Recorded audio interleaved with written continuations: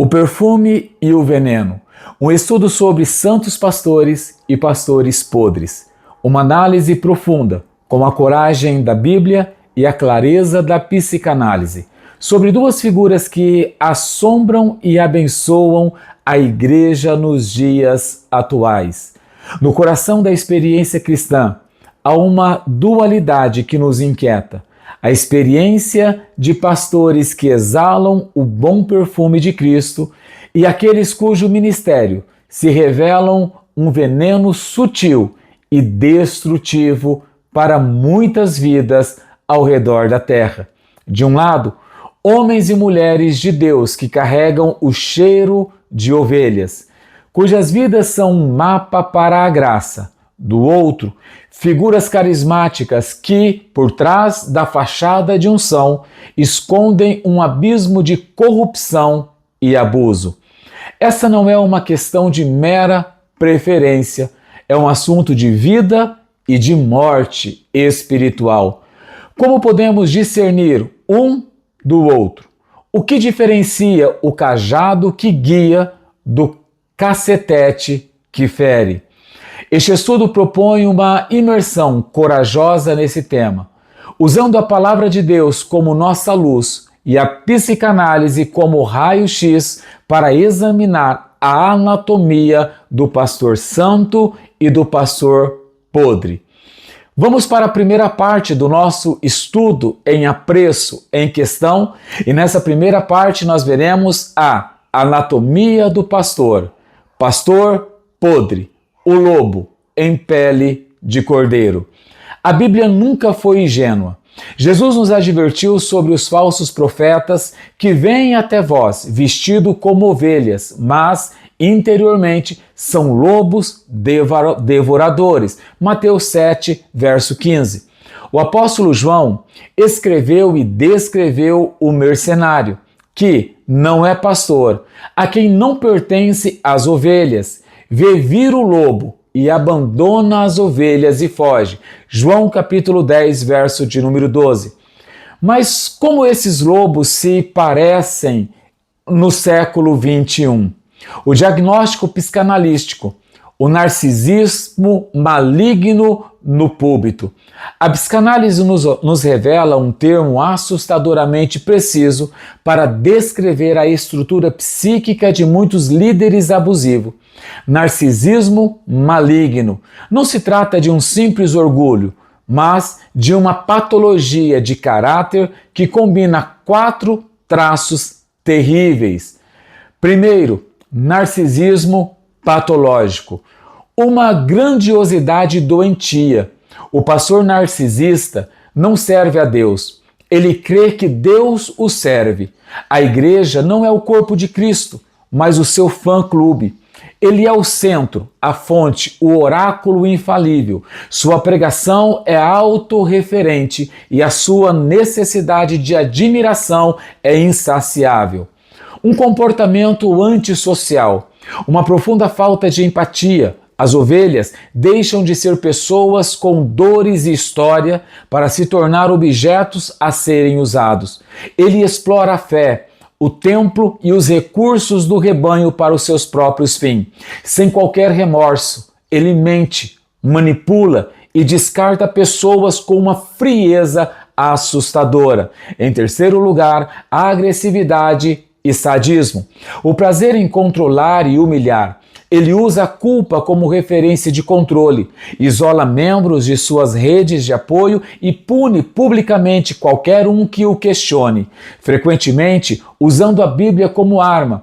Há um prazer sádico em ver os outros subjugados à sua autoridade. Também traz uma paranoia, uma desconfiança constante. Ele vê conspiração e ataque em toda parte. Qualquer crítica é uma perseguição, e qualquer um que discorde é um rebelde ou um enviado do diabo. Esse líder explora a dinâmica da transferência. Ele sabe que as pessoas projetam nele a imagem de um pai perfeito e usa essa idealização para criar uma dependência doentia. Ele não gera filhos espirituais, ele gera clones ou vítimas. Parte 2. O retrato do pastor santo, que cheira ovelha. Graças a Deus, a igreja não é definida pelos seus lobos. Ela é sustentada por seus verdadeiros pastores. Em contraste com a figura doentia do narcisista, o pastor, segundo o coração de Deus, reflete o caráter do sumo pastor, Jesus Cristo. Ele tem um modelo, e o modelo é bíblico, o modelo do servo líder. O apóstolo Pedro traça o perfil do verdadeiro pastor de forma magistral. Pastoreai o rebanho de Deus que há entre vós, não por constrangimento, mas por espontaneidade, como Deus quer, nem por sorte da ganância, mas de boa vontade, nem como dominadores dos que vos foram confiados, mas tornando-vos modelo do rebanho. 1 Pedro capítulo 5, verso 2 e verso 3. Não como dominadores, mas como modelo. A sua autoridade não vem do título ou do poder, mas de sua integridade. Ele não diz coisas vãs, ele diz, venham. Ele não manda, ele vai junto. Sua vida é o sermão mais eloquente. Não por ganância, mas de boa vontade. Ele não vê o ministério como uma carreira ou uma fonte de enriquecimento, mas como um chamado sacrificial. Ele se gasta em favor das ovelhas. Ele conhece as suas ovelhas, como Jesus, o bom pastor. Ele chama pelo nome as suas ovelhas. João capítulo 10, verso 13. Ele conhece suas histórias, celebra suas alegrias e chora suas dores. Ele tem o cheiro de ovelha porque caminha com elas. A estrutura psíquica do servo, a maturidade emocional. O que torna uma pessoa psicologicamente capaz de tal serviço? Ora, o amor a Deus e às pessoas. O narcisismo resolvido. O pastor maduro tem uma identidade segura em Cristo. Ele não precisa dos aplausos do público para validar o seu valor. Por isso, ele consegue celebrar os dons dos outros, promover novos líderes e até mesmo ser esquecido no processo, pois sua alegria está no crescimento do reino, não do seu próprio nome. A capacidade para a reparação. Diferente do narcisista demoníaco que nunca erra, o pastor santo sabe que é um vaso de barro. Ele reconhece seus erros, sente o peso deles e busca ativamente a reconciliação e a reparação. A humildade de dizer, eu errei, me perdoe, é uma das marcas mais seguras de um coração pastoral. A função de continente. Ele possui a maturidade para conter as ansiedades, medos e frustrações do rebanho sem se desestruturar. Ele é um porto seguro, uma presença não ansiosa que consegue absolver a dor do outro e devolvê-la de forma elaborada, com esperança e com sabedoria. Sabedoria para o rebanho. Ele navega no campo, discernindo entre o perfume e o veneno e a responsabilidade de toda a igreja. O teste do pomar. Jesus nos deu o critério definitivo. Pelos seus frutos os conhecereis. Mateus 7, verso 16. Não se impressione com os dons, carisma, com a eloquência. Observe os frutos do Espírito na vida do líder e na cultura da igreja. Frutos do pastor.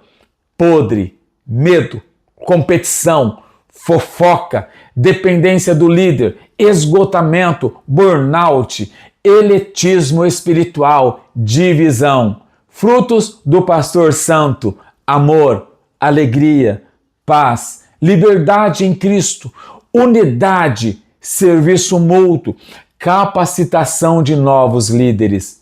Seja um bereano.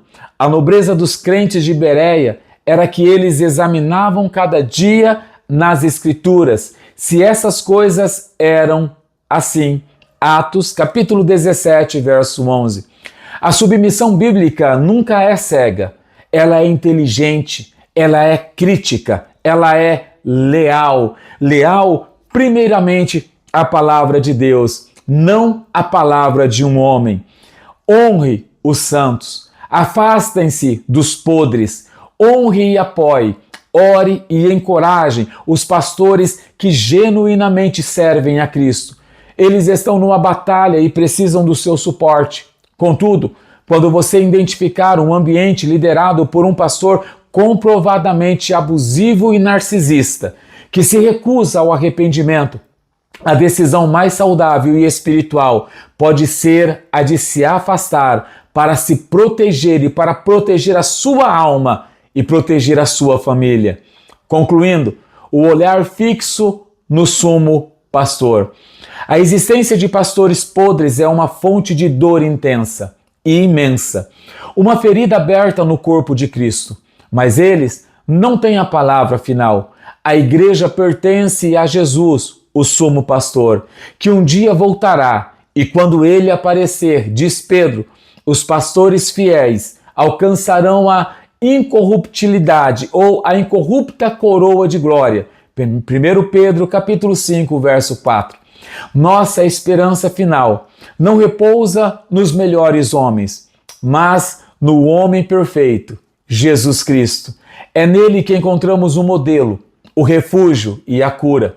Que Deus nos dê discernimento para reconhecer seus verdadeiros servos e coragem para resistir àqueles que pervertem seu santo nome. Somos resistência de Deus na terra. Resistiremos aos falsos mestres, aos pastores abusivos, narcisistas, porque existem santos pastores e pastores podres.